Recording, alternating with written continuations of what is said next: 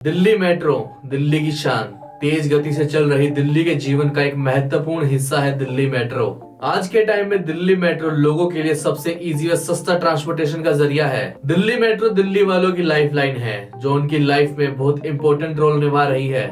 Delhi metro अगर थोड़ी देर के लिए बंद हो जाए तो दिल्ली हाय हाय करने लगती है, और इसका असर दिल्ली ही नहीं दिल्ली के आसपास के इलाकों पर भी पड़ता है। तो सोचिए, दिल्ली का एक हिस्सा ऐसा भी है जहां आज तक मेट्रो नहीं पहुंची। आज हम दिल्ली के उस इलाके के बारे में बात करेंगे जो दिल्ली को हरियाणा से जोड़ता है, जहां से रोज लाखों लोग दिल्ली में काम करने के लिए आते हैं।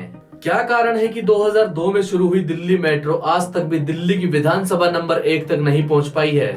दिल्ली की विधानसभा नंबर 1 कही जाने वाली नरेला सिटी तक आज तक भी मेट्रो की कनेक्टिविटी क्यों नहीं है? क्यों बार बार कोशिश करने के बाद भी आज तक मेट्रो नहीं आ पाई नरेला? दिल्ली मेट्रो के फेज 4 में 6 कॉरिडोर पास हुए, लेकिन उनमें से सिर्फ 3 पर काम शुरू हुआ। लेकिन नरेला तक क्यों नहीं आ पाई मेट्रो? आज हम इन्हीं सवालों पर बात करेंगे।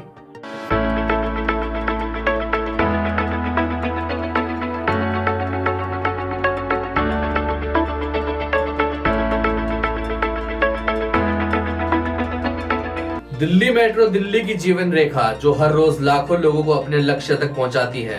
इस सुविधा का शुरुआती दौर 25 दिसंबर 2002 को हुआ था और तब से ये तेजी से बढ़ रहा है। दिल्ली मेट्रो ने अपने नेटवर्क को बढ़ाते हुए शहर के हर कोने तक पहुंचाया है। दिल्ली मेट्रो की शुरुआत 24 दिसंबर 2002 को हुई थी। इसकी शुरुआत सादरा से हुई थी और इसके बाद इसका विस्तार लगातार हुआ। वर्तमान में दिल्ली मेट्रो का नेटवर्क लगभग 390 किलोमीटर है और इसमें 285 स्टेशनों को शामिल किया गया है। दिल्ली मेट्रो के निर्माण के दौरान कई प्रकार की चुनौतियों का सामना किया गया। कुछ मुख्य प्रमुख समस्याओं में भूमिगत समस्याएं, विवादित भूमि अधिग्रहण, पर्यावरणीय प्रभाव और वित्तीय समस्या शामिल हैं। इन समस्याओं का सामना करते हुए दिल्ली मेट्रो ने निरंतर प्रयास किया और सफलतापूर्वक विस्तार किया गया, लेकिन फिर भी दिल्ली के कई कोनों में अभी तक भी मेट्रो नहीं पहुंच पाई है। सबसे बड़ा सवाल ये है कि जो क्षेत्र दिल्ली का हरियाणा को जोड़ता है नरेला, वहां तक अभी तक मेट्रो की कनेक्टिविटी क्यों नहीं हो पाई? दिल्ली मेट्रो की रेड लाइन मेट्रो विस्तार को सरकार द्वारा मंजूरी देने का काम किया गया। यह रेड लाइन मेट्रो दिल्ली के बवाना, नरेला और सोनीपत क्षेत्र को कई गुना तक का फायदा देने का काम करेगी। फेज 4 में जो 6 कॉरिडोर पास हुए थे, उन सभी पर 2021 में ही काम पूरा हो जाना था, लेकिन 2024 तक भी अभी सिर्फ 3 ही मेट्रो कॉरिडोर पर काम हुआ है। उन पर भी अभी तक काम पूरा नहीं हुआ। तो बाकी के 3 कॉरिडोर पर काम कब शुरू होगा? नरेला तक कब पहुंचेगी मेट्रो? अगर नरेला तक मेट्रो आती है तो इसके कई फायदे हैं। इस मेट्रो प्रोजेक्ट के बढ़ने के बाद यहाँ की जमीन में भारी उछाल देखने को मिलेगा। डीडी और सोनीपत के क्षेत्र में बनाए गए सभी फ्लैटों के रेट्स में भारी बढ़ोतरी देखने को मिलेगी। यहाँ जो पब्लिक आने से कतराती थी, मेट्रो के विस्तार के बाद पब्लिक का यहाँ भारी झुकाव देखने को मिलेगा। यह मेट्रो कॉरिडोर दिल्ली के क्षेत्र में नए इंडस्ट्रियल प्रोजेक्ट और साथ साथ नए रेजिडेंशियल प्रोजेक्ट के उभार करने में काफी ज्यादा मदद करने वाला है। इस मेट्रो कॉरिडोर पर हरियाणा सरकार कई गुना तक पैसा खर्च करने के लिए तैयार है और डीडीए ने भी इस प्रोजेक्ट में पैसे का अनुदान दिल्ली गवर्नमेंट के साथ मिलकर कई प्रोजेक्ट के लिए डीएमआरसी को देने का काम किया है, क्योंकि डीडीए के लंबे समय से वीरान पड़े फ्लैट्स को भी इस मेट्रो प्रोजेक्ट से काफी लंबी उम्मीदें हैं। दिल्ली मेट्रो के फेज 4 में प्रायोरिटी प्रोजेक्ट में दिल्ली के रिठाला से लेकर के और सोनीपत के कुंडली और नाथुपुर तक मेट्रो प्रोजेक्ट को बढ़ाने पर सरकार ध्यान दे रही है। इसमें हरियाणा सरकार भी टाइम टू टाइम दिल्ली सरकार और डीएमआरसी पर दबाव बना रही है कि दिल्ली मेट्रो को सोनीपत के कनेक्टिविटी देने का काम जल्द से जल्द किया जाए। वर्तमान में रेड लाइन मेट्रो रिठाला तक आती है।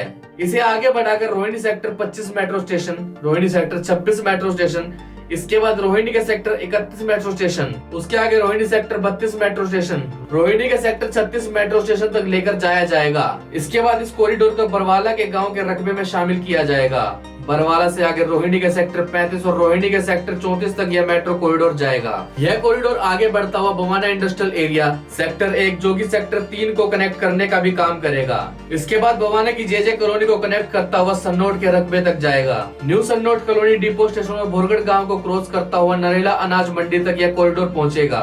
अनाज मंडी नरेला के बाद नरेला डीडीएस स्पोर्ट्स कॉम्प्लेक्स को क्रॉस करता हुआ दिल्ली हरियाणा की सीमा पर कुंडली के नजदीक एक नए मेट्रो स्टेशन का निर्माण किया जाएगा। इसके बाद बाद यह स्टेशन आगे बढ़ता हुआ नाथुपुर तक अंत में अंतिम स्टेशन के रूप में भूमिका देने का काम करेगा। इस मेट्रो रूट से जीटी रोड नेशनल हाईवे 44 की कनेक्टिविटी डायरेक्ट दिल्ली मेट्रो से होने वाली है।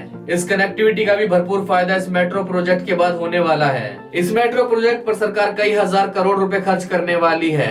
रिठाला से लेकर हरियाणा के सोनीपत, नागपुर, सबौली तक इस मेट्रो कॉरिडोर में 21 स्टेशनों का निर्माण करने वाली है सरकार द्वारा नरेला और बवाना के क्षेत्र में जो घोष कॉलोनी के नाम से प्रचलित डीडीए के फ्लैट्स है, उनको भी कई गुना फायदा मिलेगा। डीडीए द्वारा खास तौर पर सरकार को बजट जारी करने का काम किया गया था, क्योंकि डीडीए भी चाहती थी कि इस मेट्रो कॉरिडोर पर पहले फेज के अंदर ही मेट्रो स्टेशनों का निर्माण कार्य किया जा सके। सोनीपत से डायरेक्ट कनेक्टिविटी हो जाने के बाद रेड लाइन मेट्रो को भी विस्तार मिलेगा और लंबे समय से सोनीपत के क्षेत्र में बसी लाखों की जनता की भी मांग टाइम टू टाइम पूरी होती दिखाई दे रही है। लेकिन ये सब होगा कब, ये अब भी एक सवाल है।